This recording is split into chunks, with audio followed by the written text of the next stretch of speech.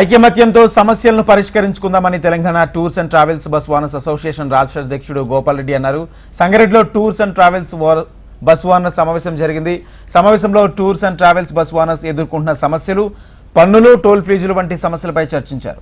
Bus యజమానులు, యాత్రా నిర్వాహకులు ఎదుర్కొంటున్న సమస్యలను ప్రభుత్వం దృష్టికి తీసుకువెళ్లి సామరస్యంగా పరిష్కరించుకునే దిశగా ప్రయత్నిస్తామన్నారు.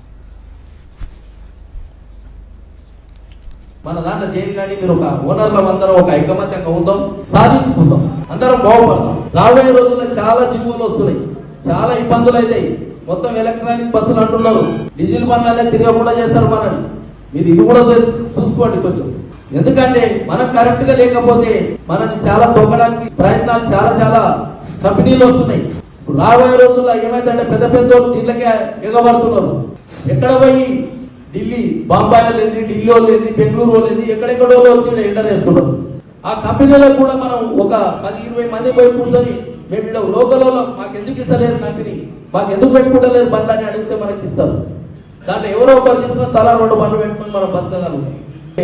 ఒక యూనియన్ గా తయారు కానీ మీరు ఈ ఏరియాలో ఒక 50 మంది ఐకమత్యం ఉంటే 60 మంది ఒక రోజు ముందు మీరు ప్రోగ్రామ్ పెట్టుకొని పని చేస్తే మీకు ఏ పని అయినా ముందుకు పని అవుతుంది.